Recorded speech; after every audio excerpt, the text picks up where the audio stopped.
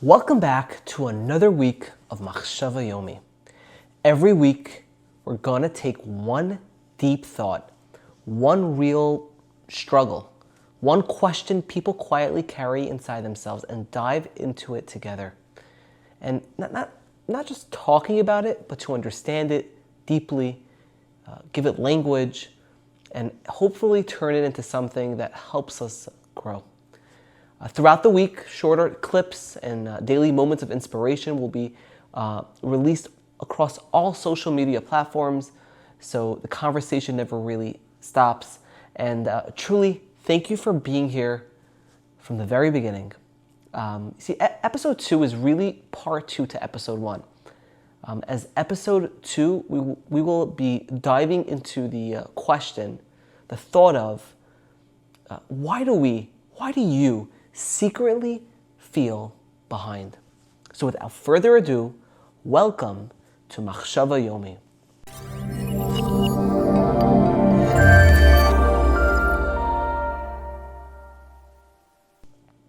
Let me ask you something. When exactly did life become something you were supposed to already have figured out? Seriously, when did uncertainty start feeling like failure? When did not knowing become proof that something is wrong with you? Because if you're honest, part of you is exhausted from carrying this quiet question around. Am I falling behind? Just behind where you thought you would be, behind where you imagined life would look by now, behind the version of yourself you thought would already exist. And you know what the strange thing is that maybe you don't even talk about it much, because technically life might look okay. You're functioning, you're showing up, working, you're trying, smiling, moving, but internally there's pressure to know where your life is going, whether you're making the right decisions, whether you're becoming who you're supposed to become, whether everyone else secretly understands life better than you do. And after enough time, uncertainty starts feeling like failure. See, you know what's exhausting? Feeling pressure to already know who you're becoming. Like everybody else secretly received the map of life, and somehow you missed yours. And honestly, the 2026 world made this feeling 1,000 times worse. Because now, you don't just live your life, you watch everybody else's life while living yours. Every scroll reminds you, somebody got engaged, somebody launched a business, somebody bought a house, somebody looks spiritually inspired, somebody looks confident, certain, focused, and slowly comparison turns into panic. Not because your life is not necessarily bad, but because everybody else's life looks so certain. And maybe that's the lie quietly exhausting you, because most people are not nearly as certain as they look. They're just better at hiding it. And maybe you're not actually behind. Maybe you're just watching everybody else's timeline too much. But then, what we always do best at Machshava Yomi, we open the Torah, and suddenly something changes. Because the Torah does not describe greatness the way the world describes greatness. The Torah constantly shows you people walking through uncertainty, not polished certainty, not perfect clarity, uncertainty. Avram Avinu. Yes, Avram Avinu begins there. And if we're being honest, the beginning of Avram's story is almost uncomfortable. As we know, Hashem tells Avram in Parshas Lech Lecha me'artzecha u'mimoladetecha u'mibeis avicha la'art asher areka. Leave your land, your birthplace, your father's home, to the land that I'll show you. Think about how difficult that actually is. Hashem tells Avram to leave everything familiar without even telling him where he's going. No roadmap, no timeline, no explanation, no 5-year plan, no reassurance of how the details will work out. Just walk. And if we're honest, we struggle with that. You struggle with that because you want clarity before movement. You want guarantees before trust. You want certainty before surrender. You want to know, if I take this step, where exactly does this lead? But the Torah keeps teaching something radically different. Sometimes movement comes before clarity. Not because Hashem enjoys confusion, but because relationship with Hashem was never built only through certainty. The Sfas Emes says something beautiful on Parshas Lech Lecha, on the beginning of Lech Lecha. He explains that the part of Avram's greatness was not simply that he obeyed. It was that he was willing to walk with Hashem before understanding everything clearly. Think about that. Not after certainty, before certainty. Meaning the uncertainty was not blocking the journey. The uncertainty was the journey. And that changes the entire way you might look at your own life. Because the stage you're in right now, the stage where not everything feels clear, may not be the proof you're failing. It may be proof you're still walking. But you know what overwhelms people today? People are trying to mentally solve their entire future all at once. Their marriage, money, children, their purpose, their career, their success story, spirituality, identity, all in one sitting. All in one anxious thought, spiraling out of control at 1:12 in the morning. No wonder you feel crushed sometimes. You wake up stressed about conversations that haven't happened yet, about bills that don't exist yet, about children you don't even have yet, about decisions you haven't even reached yet, about chapters you are trying to control before you even lived today.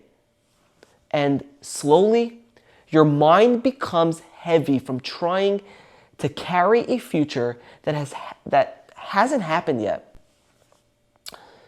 And maybe you're not emotionally exhausted because your life is falling apart.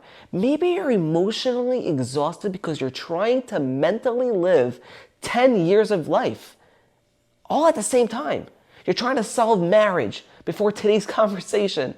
You're trying to solve retirement before this month's stress, or this week's stress, or today's stress. Trying to guarantee outcomes that nobody can guarantee.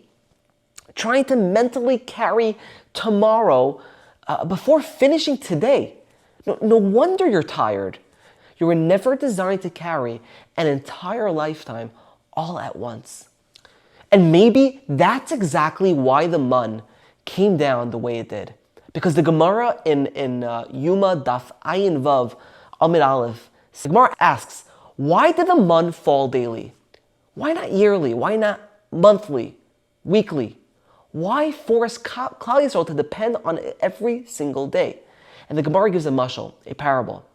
Imagine a king who gives his son food once a year. How often will the son visit his father? Once a year.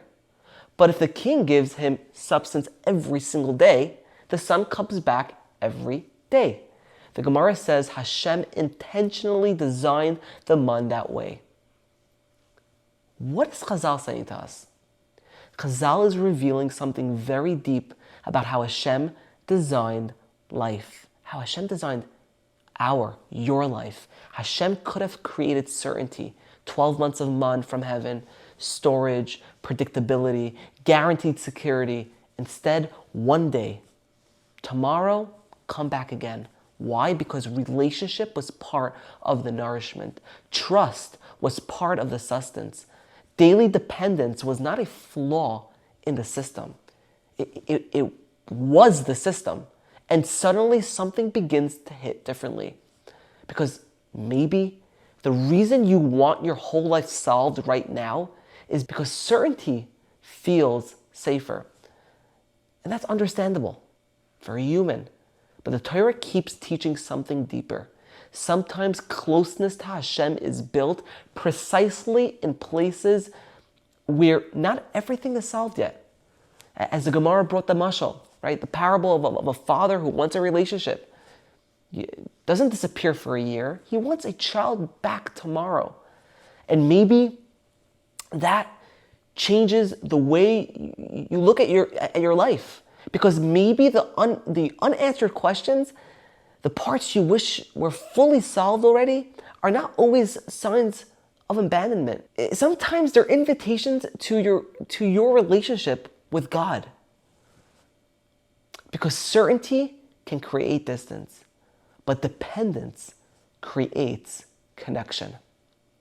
The Gemara Masechtas Makos, Daf Ayin Beis, says something remarkable. It says, a person is led along the path they choose to walk. I think the Gemara is saying something very interesting. See, the Gemara does not say, first understand the road, or understand the entire road, or first become completely certain, first solve the future, then walk. No. The Gemara says you start walking, and then Hashem helps guide you. Do you hear that? Movement creates guidance. Movement creates clarity, not always the other way around. And maybe that's exactly where you feel stuck, because you're waiting to feel completely certain before taking the next honest step. But life rarely works that way. Sometimes you take the next conversation before certainty, the next tefillah, the next davening, the next prayer before certainty, the next act of courage before certainty. And clarity meets you while you're moving, not always while you're sitting, still demanding for guarantees. And maybe that's why David HaMelech says in Tehillim, Kapitel Kuf Yates, Ner l'ragli dvarecha v'ar l'nisivasi. Your word is a lamp for my feet and a light for my path. Think about the imagery. A lamp, not stadium lights, a lamp. Not complete visibility, not the entire future open in front of you, a lamp. Enough to take the next step, enough to keep walking, enough to not freeze. And maybe that's exactly how life was designed. Because if Hashem showed you your entire future right now, every delay, every unanswered prayer, every blessing, every piece that eventually makes sense, you wouldn't need emunah and bitachon. But Hashem wants a relationship with you. Trust, connection, walking together. The Torah takes this even deeper. Because look at Yaakov Avinu. When Yaakov leaves Be'er Sheva, the Torah says in Bereshis, Parak Chavches, Pasuk Aleph, Vayifka b'makom, he encountered the place.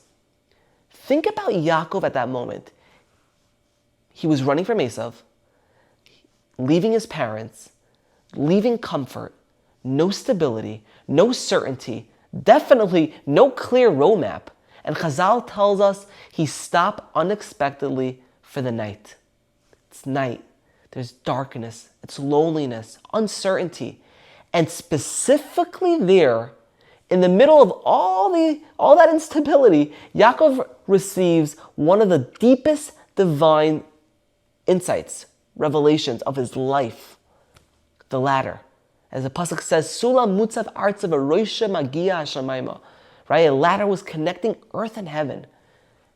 And maybe the Torah is teaching you something life-changing. Sometimes the deepest moments of connection happen exactly where life feels unclear. Exactly where you thought you were falling behind. Exactly where you thought, I should have my life figured out already. See, you think you're behind because your life feels unclear, but the Torah keeps showing you something uncomfortable. Avram started in uncertainty. Yaakov met Hashem in uncertainty. The man came down inside uncertainty. Maybe the stage you're calling failure is actually the stage the Torah calls it growth. You're not necessarily behind. You're just in the chapter that nobody posts. And honestly, I think one of the hidden struggles of our generation is that people confuse clarity and security. You tell yourself, if I just knew exactly how everything would work out, then I'll finally relax. But life doesn't work that way, because even when people finally reach the thing they thought would calm them down, another uncertainty appears. That's life. That's being human. That's adulthood. I once heard, and I believe it's a Kuzri, in one of his Ma'amarim, he says something incredibly deep. Bitachon is not built through having every answer beforehand. Bitachon is built through living in relationship with Hashem, even while not everything is fully understood. And that's deeper than certainty. That's harder than certainty. And maybe that is exactly where people misunderstand bitachon, because a lot of people quietly think, if I had real bitachon, I would feel completely certain about my future. But that's not what the Chazon Ish says. The Chazon Ish in his Sefer on Bitachon in Parak Beis says something incredibly deep. People mistakenly believe bitachon means everything is going to happen exactly the way I want. But the Chazon Ish explains that does not mean bitachon, certainty, that your preferred outcome will happen. Bitachon means knowing, believing, living with the reality that nothing exists outside the Ratzon Hashem, the will of God. And do you hear how different that is? That changes everything, because suddenly peace is no longer coming from controlling the future. Peace comes from realizing you were never carrying the future alone. And maybe that's what you're actually craving. Not perfect certainty, not a guaranteed timeline, not a complete roadmap, just enough trust to breathe while life is still unfolding. Because if we're honest, part of what makes you feel behind is not simply uncertainty. It's also the feeling that by now you should already know, already understand, already be clear, and already be there. But the Torah keeps introducing you to a different possibility. That life was never built around having everything solved. Life was built around relationship, walking, growing, trusting, returning. The Gemara in Saita, Daf Beis Amud Aleph says, Arba'im yom kodim yitzias havlad, Baskal Yitzes Varimeres, 40 days before a child is formed, a heavenly voice already declares all the aspects of a person's story, their story of life. Think about that for a second. And maybe that's the part that makes feeling behind so painful. Because you keep measuring your unfinished story against somebody else's visible chapter. But the Gemara says, long before you understood your story, Hashem already does. Long before you see the full picture, He already sees it. You're not behind. And honestly, I think part of what secretly crushes people is not responsibility itself. It's control. Or more accurately, the illusion of control. The Orchatz Tzadikim in Shar Hadaga says something unbelievably relevant. See, a huge part of human worry comes from trying to hold responsibility over things that were never fully placed inside your hands. See, think about it. Think about how much of your emotional exhaustion comes from that. Trying to control timing, trying to control outcomes, trying to control how fast life unfolds, trying to control other people, trying to control certainty. No wonder you're tired. You're carrying burdens your soul was never designed to carry alone. And maybe that's why the pressure of being behind feels so heavy. Because underneath it, there's often a hidden belief, a quiet belief, a painful belief that you were supposed to already know exactly where your life is going. Supposed to already have clarity and understand the roadmap. But the Torah keeps showing you something else. As we said, Avram didn't have a roadmap. Yaakov didn't have a roadmap. The people eating the man didn't have 12 months of certainty sitting in storage. Again and again, the Torah keeps teaching the same truth, not because Hashem wants instability, but because relationship with Him was never meant to be built only after everything makes sense. And this is just a thought just came to mind. Maybe there's no better picture of human experience than a child learning how to walk. Think about it. A child falls, right? A child falls, gets back up, falls again, wobbles, crashes, tries again.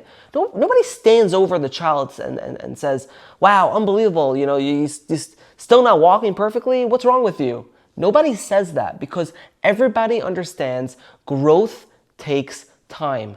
Learning takes time. Balance takes time. So let me ask you something.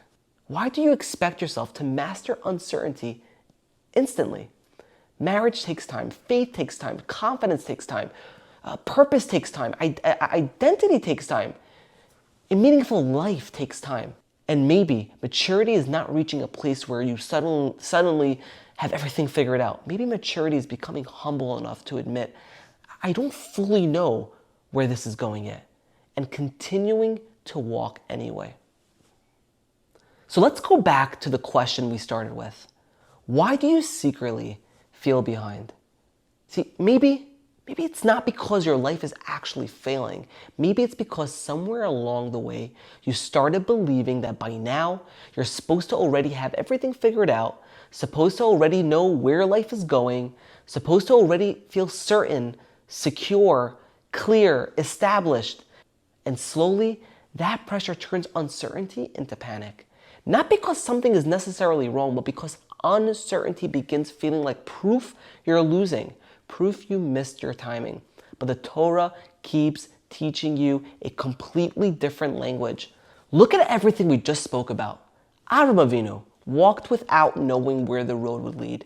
Not because he lacked intelligence, not because he lacked planning, but because his relationship with Hashem was bigger than his need to see the whole picture, right? The man. We spoke about how it came down one day at a time. Not because Hashem wanted people living with anxiety, was because He wanted them learning something deeper than certainty. Daily trust, daily dependence, daily relationship. Yaakov Avinu, running, alone, uncertain, sleeping in the middle of nowhere, and specifically there, in the place that looked least stable, heaven and earth touched, and one of Yaakov's deepest or not the most deepest divine revelation occurred. Think about that. Not after certainty, not after clarity, not after everything finally made sense. In the middle of uncertainty, and maybe that's the part you have been fighting. You keep trying to mentally hold your entire future in your hands, while Hashem keeps asking you to trust Him with just today. And maybe that's why you feel exhausted sometimes.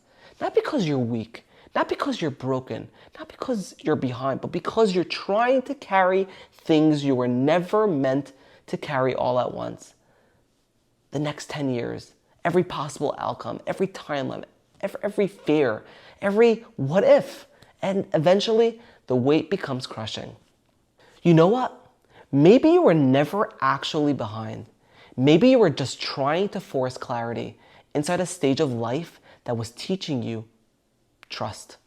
Maybe you were measuring yourself against timelines while Hashem was building something deeper than timelines, because not all growth looks obvious while it's happening. Some growth looks like continuing to daven, continuing to try, continuing to show up, continuing to walk while life still feels unclear. And that is growth too. And maybe one day you're going to look back at this stage of your life, the confusion, the pressure, the waiting, the overthinking, and realize something that changes the way you see everything. You were never actually behind. You were growing in a season where the growth was happening internally before it became visible externally. And while you were busy panicking that your life wasn't clear, Hashem was quietly building things inside you that clarity alone can never build. Trust, depth, patience, humility, strength, a relationship with him that no longer depends on always understanding everything. Because maybe your emunah and bitachon was never about finally having every answer. Maybe your emunah and bitachon is something much deeper. The ability to continue walking with Hashem, the ability to keep living, keep trying, keep trusting while the story is still unfolding. Because the truth is, some of the holiest transformational moments of your life will probably not be the moments where everything suddenly made perfect sense. They may be the moments where you kept going anyway. The tefillah you said when you were confused, the decision you made while you still felt uncertain, the morning you got out of bed while carrying questions you still couldn't answer, while Hashem was quietly teaching you how to walk with him differently.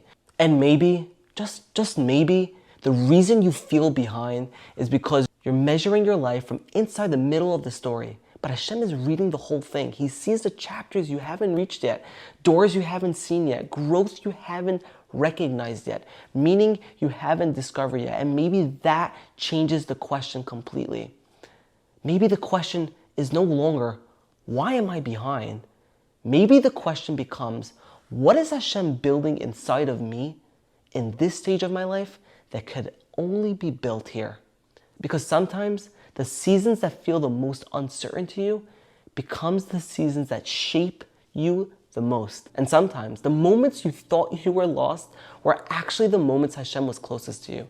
Because while you were busy panicking that your life wasn't clear, Hashem was quietly teaching you something most people spend their entire lives trying to learn: how to walk with him before everything makes sense. Thank you so much for listening. And if this episode connected with you in any way, I would truly love hearing your thoughts. And if there's a struggle, a question, a machshava, a thought you quietly carry that you would want to explore in a future episode, please share with me as we may feature your thought. Because some of the deepest conversations begins with one honest thought. Until next time, keep thinking, keep growing, keep searching for the meaning behind the thoughts we carry every day. Thank you.